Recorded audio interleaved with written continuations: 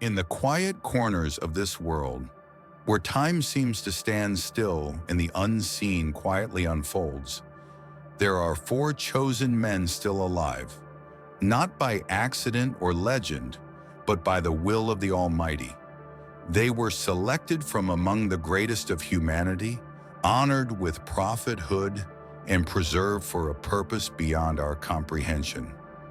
Their lives were not ended, their mission not yet complete.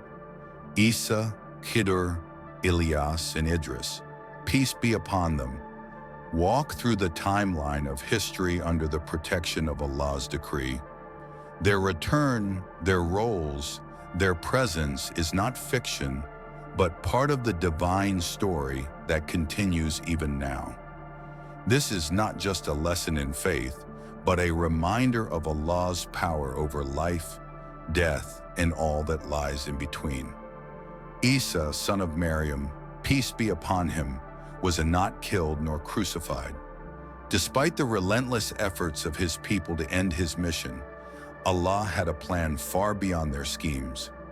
Isa was born without a father, performed miracles by Allah's permission, and called Bani Israel back to the truth. Yet they denied him, mocked him, and plotted against him, fearing that he would destroy their corrupted control. When the conspiracy to kill him reached its peak, and a man named Tutiya was selected to execute the plan, Allah raised Isa to the heavens.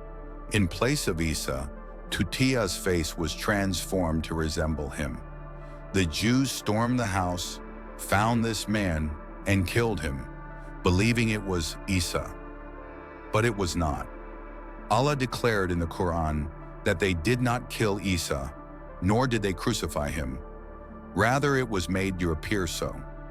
Allah raised Isa to himself, and Isa was only 33 years old. The truth shattered the claim of his death, and the Qur'an preserved it for all time. Isa will return. His life is not over. Before the day of judgment, he will descend again, not as a new prophet, but to fulfill what remains of his mission, breaking the cross, killing the false Messiah, and leading with the law of the final prophet, Muhammad. He will live as a just ruler, die a natural death, and be buried beside the prophet, peace be upon him.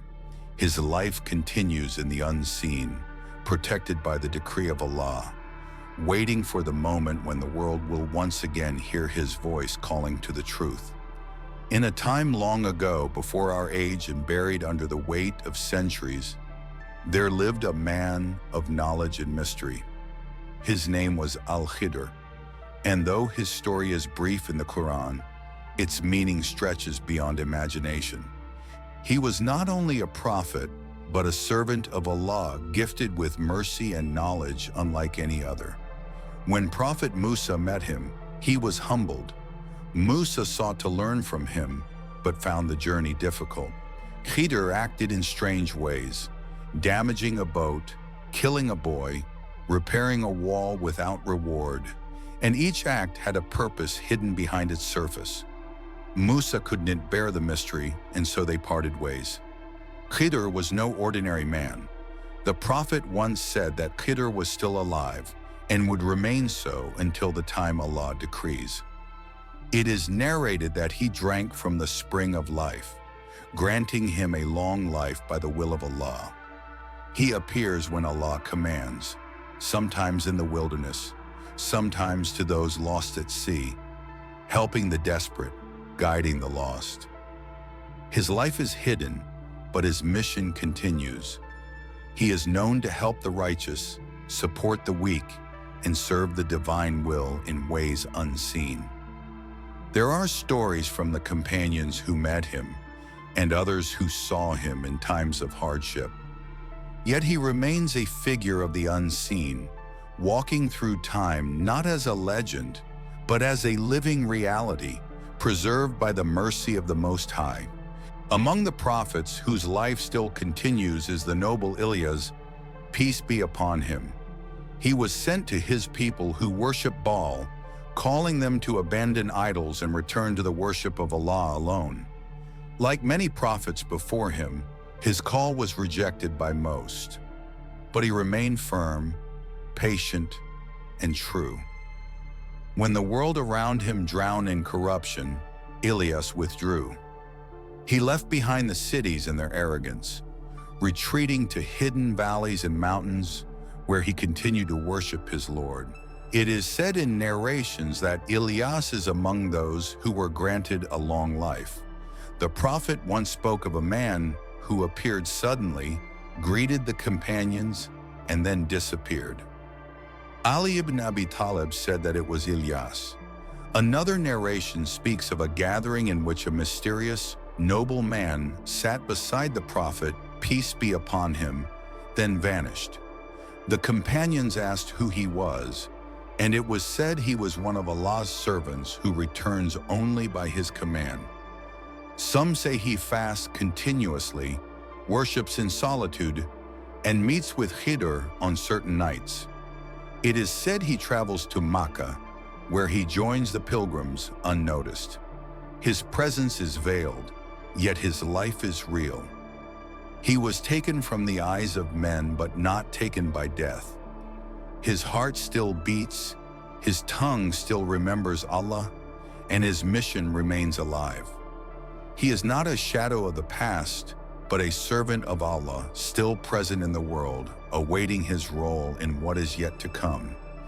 Idris, peace be upon him, was a prophet of wisdom and patience, a man deeply connected to the remembrance of Allah. He was among the earliest of the prophets, descended from Adam and honored with high status. Allah described him in the Qur'an as a truthful man, a prophet, and raised him to a lofty station. He lived a life of righteousness, known for sewing garments while remembering Allah with every stitch. The heavens bore witness to his devotion, and the angels spoke of his sincerity. According to narrations, Idris wished to experience death, to understand the reality of life after life. With Allah's permission, the angel of death took his soul and returned it. He asked then to witness the fire of hell, and it was shown to him. When he wished to see paradise, he was taken there. Upon entering, he requested to remain, and the command was given. Idris would not be taken back. He was allowed to stay in paradise, alive by the mercy of Allah. During the night journey of the Prophet, he met Idris in the heavens, either in the 4th or 6th level, depending on the narration. He was alive, present, and in a state of peace. Idris's story is not one of death, but of elevation. Raised to paradise, living still, he is among those preserved by Allah for his own divine wisdom. While we dwell on earth, Idris lives in a realm where only the chosen may remain. His story is one of faith rewarded and devotion honored. The story of the prophets still alive reminds us that time cannot confine those whom Allah has chosen. It is not only their survival that is miraculous, but also the divine wisdom behind it. These prophets were not left among us without a reason. Each has a mission yet to be fulfilled. And as we draw closer to the end of time, their presence is not just a curiosity of the unseen, but a preparation for what is coming. The signs of the final hour are many, and among them is the return of Isa, the appearance of the Dajjal, and the trials that will shake the earth. In the midst of this chaos, these preserved prophets will play their part. Isa will descend once again, his hands resting on the wings of 2 angels, his forehead dripping with the purity of the heavens. He will descend at a white minaret in Damascus and will join the believers in prayer, not as a prophet with new law, but as a follower of the final messenger, Muhammad. He will break the crosses, remove the falsehoods, and slay the Dajjal. Justice will return to the earth, and unity will be restored. He will rule with compassion and strength until his time is complete. In this period of fitna, Khidr and Ilyas are also mentioned in the traditions. Some say they will reappear to support the righteous, to give strength to the Ummah when it is weak. Their presence will not be for fame or power, but to fulfill promises long written in the unseen books. They will walk where they are needed, veiled to most eyes but visible to those whom Allah grants vision. Their stories, once distant and mystical, will unfold again in the final chapters of human history. The truth of their long life will no longer be hidden when the world reaches its final breaths. The Day of Judgment is not just an event. It is a sequence of moments designed by divine power, leading humanity toward its final accountability. In that journey, the prophets play key roles. Isa's return is one of the major signs, a clear declaration that what was foretold is now unfolding. But what of Idris? What of Khidr and Ilyas? Though not all narrations agree on their specific reappearance, what's clear is that they were not preserved without purpose. Some narrations suggest that Ilyas and Khidr meet annually during the sacred days of Hajj. Veiled among the pilgrims, they perform the rites, remember Allah, and depart without being recognized. The scholars have debated over these reports, but the consistency of the traditions leaves behind a trail of signs. These prophets are not figures of the past. They are alive now as you read these words. Their hearts beat, their tongues remember Allah. Their steps are guided by divine will. Idris, residing in the realm of paradise, was shown the fire and then allowed to remain in the gardens of eternal peace. Whether he returns physically to earth remains with Allah alone. But what we do know is that his story teaches us that Allah's mercy is not bound by life and death.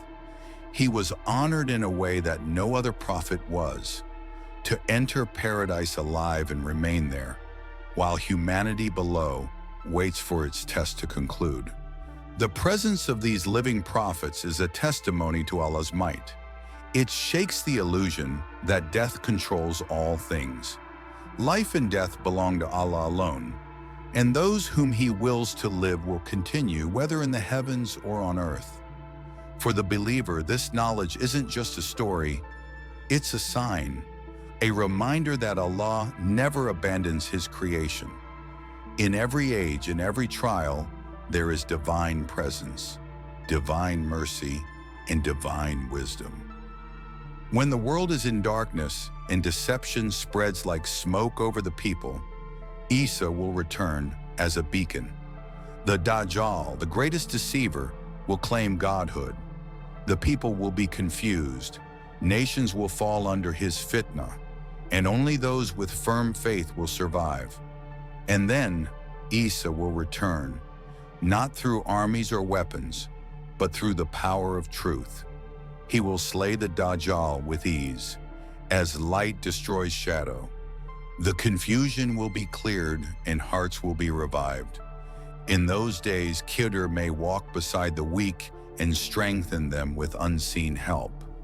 Ilyas may guide those lost in spiritual deserts. And though most may not recognize them, their impact will be real. They do not seek recognition. They seek only to fulfill the trust Allah gave them. And when their roles are done, they too will return to their Lord, honored and complete. These stories are not distant legends. They are pieces of our future. While the world hurries toward its end, the believers must hold firm. These prophets are not gone. They are alive. They are waiting. And their return is part of a divine plan that has never failed.